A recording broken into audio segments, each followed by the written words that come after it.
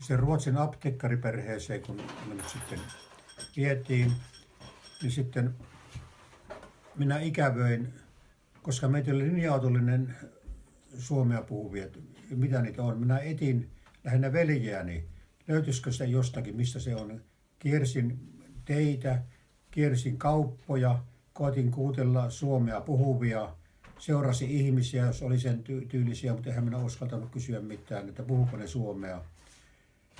Ja sitten oli jäljestäpäin käy ilmi, oli tuo helluntaiseurakunnan seurahuone sen vanhan kirkkorakennusten takana. Ja sinne oli ehdottomasti kielto, sinne ei saa mennä. Olisiko sinne ollut sitten siellä suomalaiseen majoitettuna niihin tiloihin? En tiedä. Joka tapauksessa mä karkailin ja sitten naapuritalossa toiseen kerrokseen asui tämä apteekkariperheen tuttuja. Ne kutsuvat minut luokseen ja sen verran oli oppinut ruotsia. Ne näytti mulle papan hopeahelaista kävelykeppiä. Ja jos minä vielä karkaan, niin minut hakataan pataluhaksi ja lähdetään Suomeen. Ja puhuteltiin aikaa ja minä kuuntelin ja jossakin vaiheessa lähdin vain kävelemään sanomatta yhtään mitään. Ja seuraava ilta tuli, se oli sateinen päivä, niin taas lähdin ehtimään ja iltapimeällä mamma löysi minut istumassa ravilaijalta, vaatteet täysin märkänä. Me käveltiin sitten kotiin puhumattomana ja tietenkin minut pestiin ja kuivatettiin vaatteita yöaikana ja se sitten jatkui. Ja jouluateria oli sellainen sitten, että mamma antoi ruokalautasen riisiryyniä, siihen riisipuuroa. Siihen saatiin, itse sain panna sokeria ja kanelia ja syyvässä ja maitoa oli. Ja sitten se näytti sormella kuusen alla, tuossa on 3 lahjaa, otan ne. Ei meillä Kanervassa ollut mitään joululahjaa, minä tiedä mitään, eikä joulukuustakaan ollut olemassa. Minä tietenkin näin lusikalla söin sen puuroa ja katoin ja otin lahjaa, että menin omaan huoneeseen ja sitten rupesin purkamaan.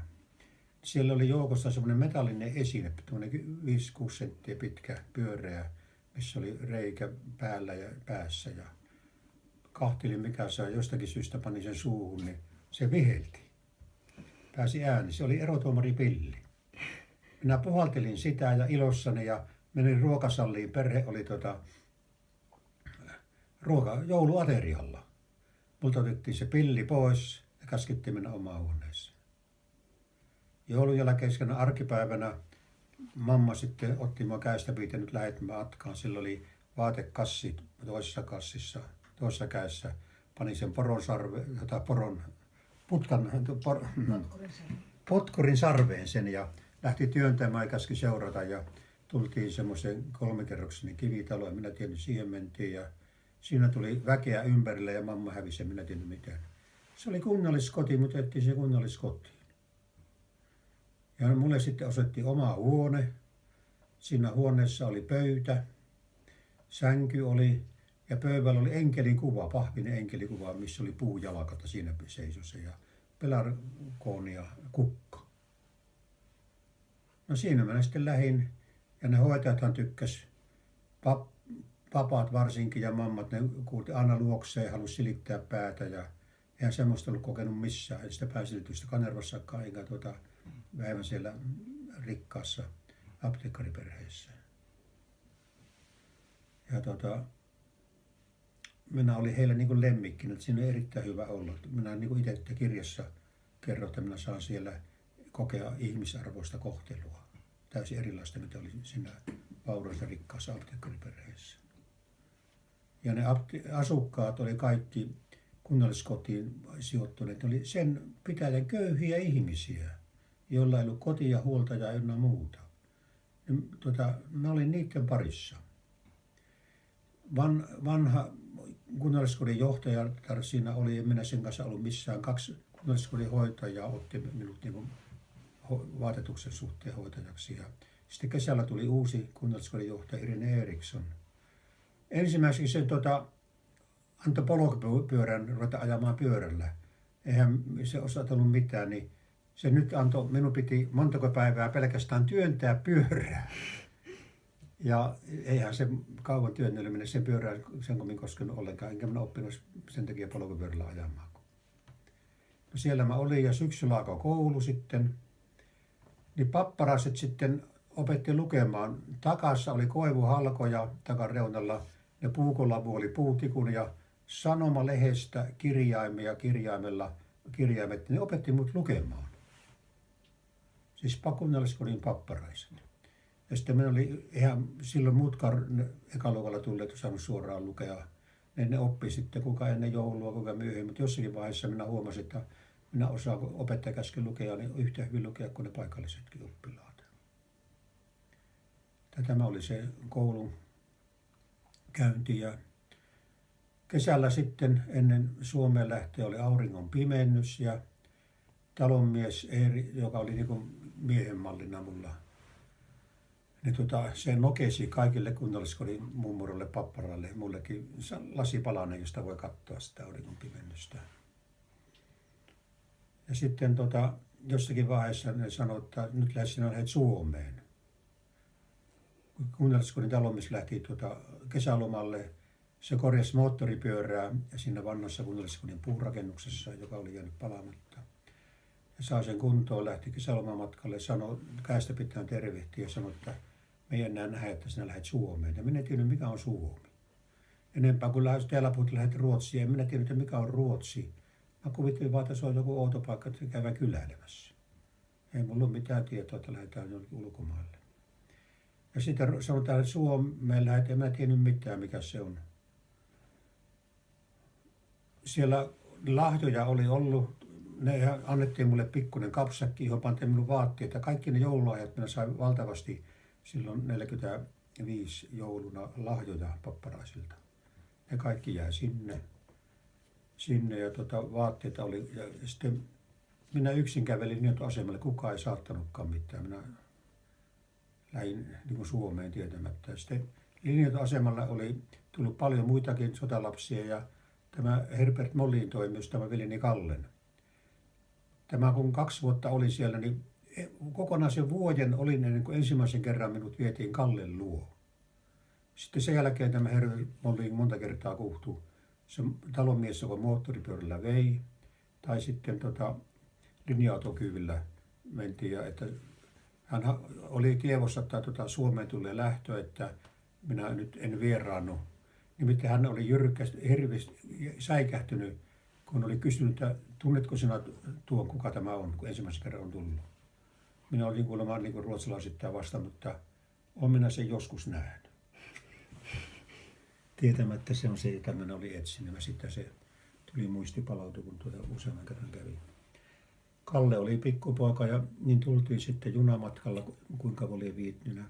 Hyryssalmen asemalta tultiin kuorma-auton lavalla.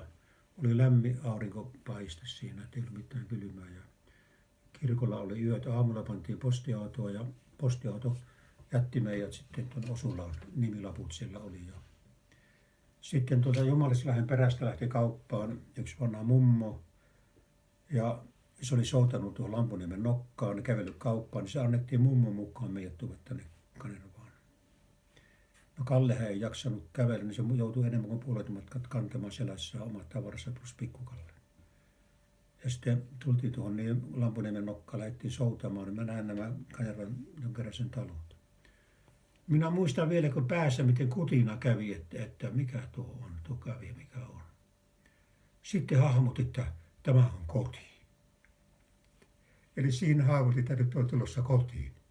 Me olin koko ajan menossa Suomeen. Kuka ei sanonut lähti sitä, nyt lähdet kotiin.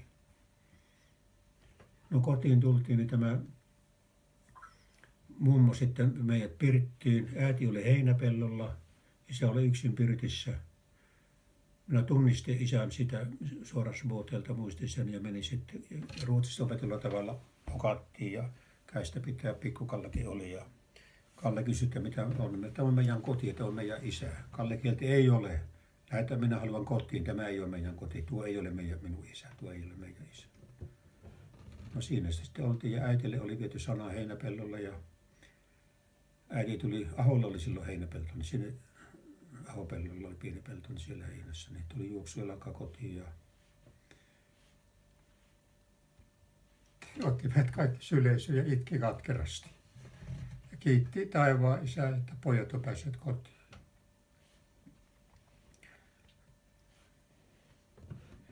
No monta kertaa ajatellut, että jos Kaljurapirtissä oli joskus herkkiä ja hetkiä, se oli Kaljurapirtin suuri sunnuntai, se meidän kotiintulo.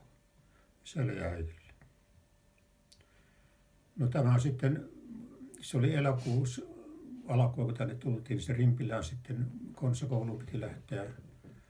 Veneeseen pantiin iso olkikupo. Asuntolassa oli paperipussit,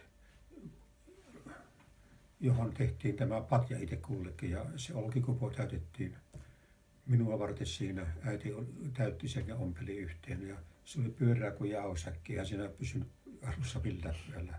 Mutta keväällä siinä oli mitään kuin 2 paperia vastakkain, se oli jauhautunut. Ja viikot oli asuntolassa, ymmärtänyt yhtään mitään. Ihmettelen, se oli muitakin Ruotsista tulleet, kukaan ei koskaan tullut puhumaan mulle ruotsia. Ja sen ruotsin kielen takia mä olin koulukiusattu siellä koulussa niin kauan, kun opin kunnolla puhumaan suomea.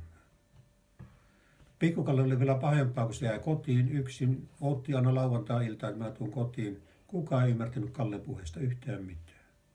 Se oli aivan niin kuin vierassa maailmassa. Ja minä luulin, että tämä kokemus kuule oli, joka Kallea riivasi kuule loppuelämässä.